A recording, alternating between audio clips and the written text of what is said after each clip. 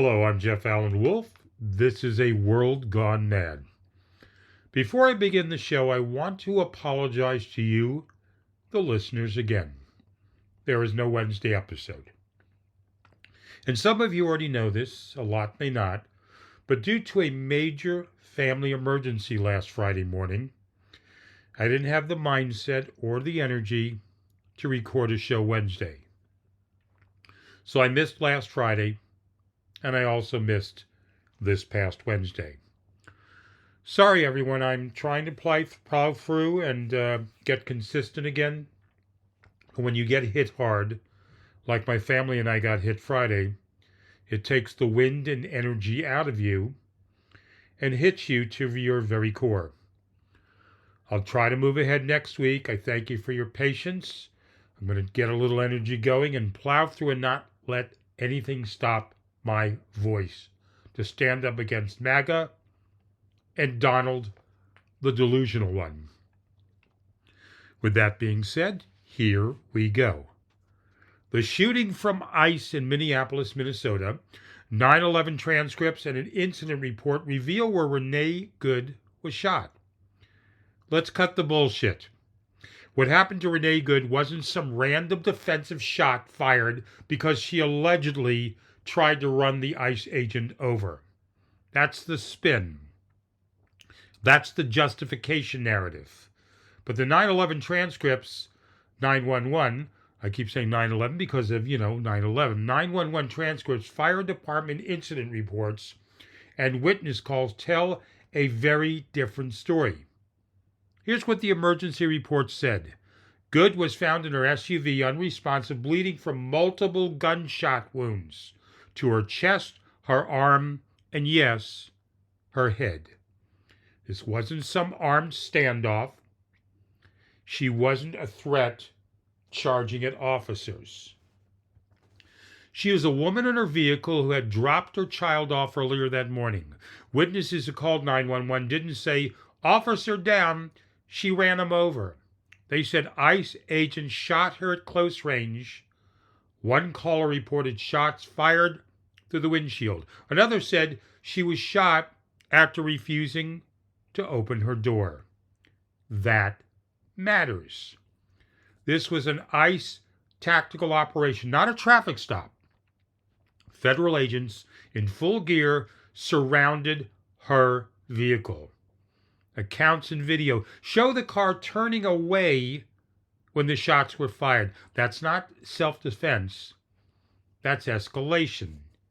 And look at what came after. Protests, outrage, federal reinforcements flooding the area.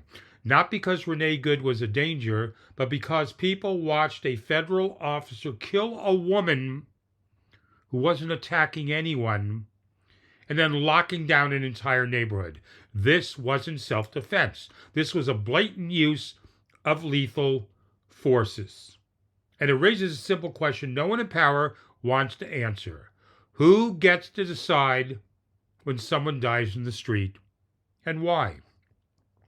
Because when you look at the facts, the official story doesn't hold up. And there are also reports that ICE is just grabbing people who are immigrants or who look different than, the average person.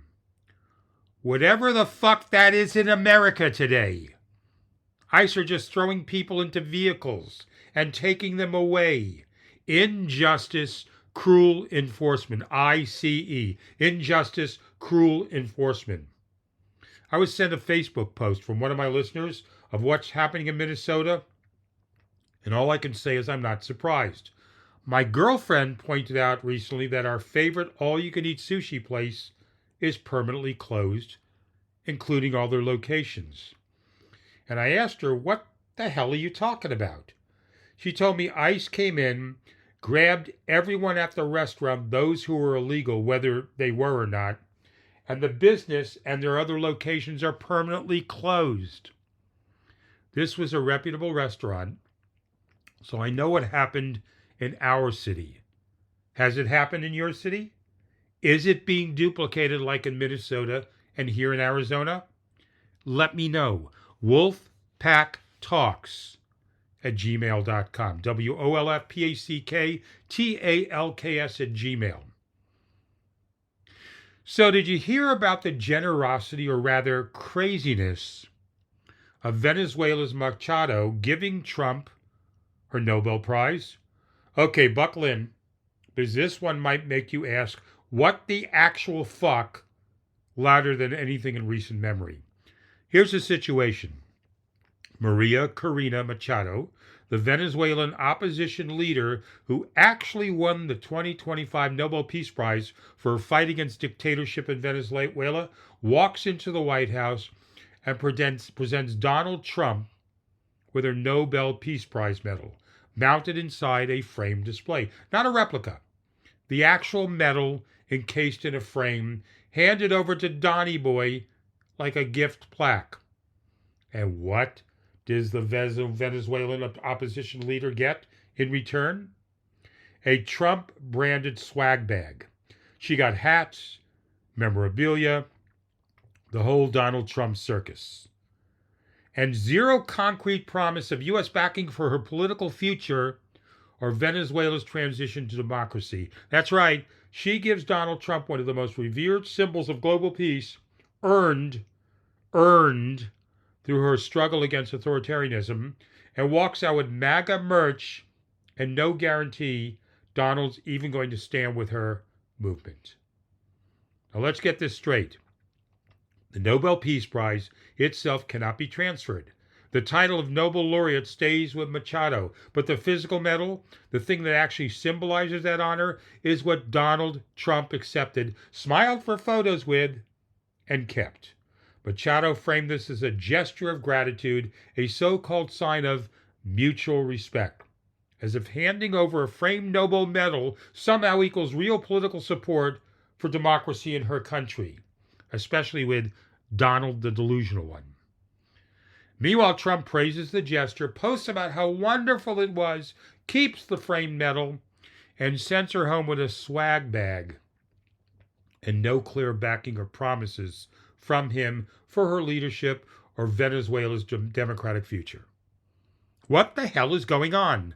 A Nobel Peace Prize, a global symbol of standing up to tyranny, gets turned into a photo op token, while the real stakes in Venezuela's future get shuffled around like party favors at a parade. This is not a dignified moment. This is a fucking spectacle. Is everyone that scared of Donald? Has everyone lost their freaking minds? Apparently so. Next up, a major poll comes out, and holy shit, what a surprise with the results. I'm being sarcastic, listeners, of course. A CNN poll finds majority of Americans say Trump is focused on the wrong priorities. Ya think? Are you kidding me? Wow, did they get this poll wrong? Aren't they misreading what Trump's trying to do with his first year, the positive? Again, Wolfpack, I'm being sarcastic. Trump's first year of his second term, intelligent people know, is a failure. He is delusional. He may have dementia. He has no clue what he's doing any given moment. The people he hired around him are incompetent. So yes, a major poll finds most Americans say Trump has the wrong priorities. Now, if we could just get someone to do something about it, maybe the blind Republicans with no backbone would join us and enter into a world of reality. And finally, Trump to pardon ex-Puerto Rico governor who pleaded guilty to campaign finance violation. You got to be kidding me. Donald Trump is preparing to pardon a former governor of Puerto Rico who pleaded guilty to a campaign finance crime. Not accused, not under investigation, pleaded guilty, admitted to it. Case closed. And now, poof, accountability erased with a black Sharpie Donald Trump signature. Let's be clear about what this actually means. This wasn't a paperwork mistake. This wasn't forgetting to file a form. This was a campaign finance violation. The kind that strikes directly at the integrity of elections. The kind of crime that tells donors, voters, and the public that the system can be bought if you know the right people. And Trump's message here couldn't be clearer, listeners, if it were written in neon. If you're politically useful, if you're loyal, if you're part of the right club, the law doesn't apply to you. Puerto Rico has already been through hell, corruption scandals, mismanagement, people dying after hurricanes, while leaders played politics. And now this, a pardon that says to every Puerto Rican voter, yeah, your former governor broke the law, and we don't care. This isn't mercy, this isn't justice, this is transactional power. This is turning the pardon power, which is supposed to be about fairness and rehabilitation, into a get-out-of-jail-free card for political allies of Trump. Here's the real kicker, listeners. Every time this happens, it trains the next politician. It tells them, go ahead, take that money, break those rules. Worst case scenario, you'll get pardoned later. It's not democracy. That's not law and order. That's government by corruption right out in the open. You know, I see the plan clearly now, Wolfpack. Donny Boy wants to save all the scumbags out there to join his King Donald Trump's scumbag brigade. Da da da! Freaking ridiculous. America is a laughing stock. Our leadership is off the rails. The support staff for this leadership is one screw loose from completely falling apart. It's like a virus let loose on our country with Donald and MAGA. You know, I don't smoke pot. It affects me badly, but damn, this would be the perfect time to do drugs because of what Donald Trump, J.D. Vance, and Scumbags United are doing to America. And if you're wondering why people think the system is rigged, this is why. A guilty plea wiped away, accountability canceled, another reminder that in this world gone mad, power protects itself, and everyone else gets screwed. I mentioned last episode that my family and I are going through a terrible time, and we are still neck deep in it. A few people asked me, so I included a link in the podcast description if you're looking for a way to help us. Again, zero obligation to anyone. And a big thank you to everyone who did help. Natasha and I appreciate you taking a look at that link and showing us your care and support. All Natasha and I can do is take it 1 hour at a time. Thank you, everyone who shared with us that help. I'm Jeff Allen Wolf. This is A World Gone Mad. I'm taking names. I'm holding these people accountable. Everyone, lock in. Keep alert. Remain skeptical. But most of all, stay hopeful.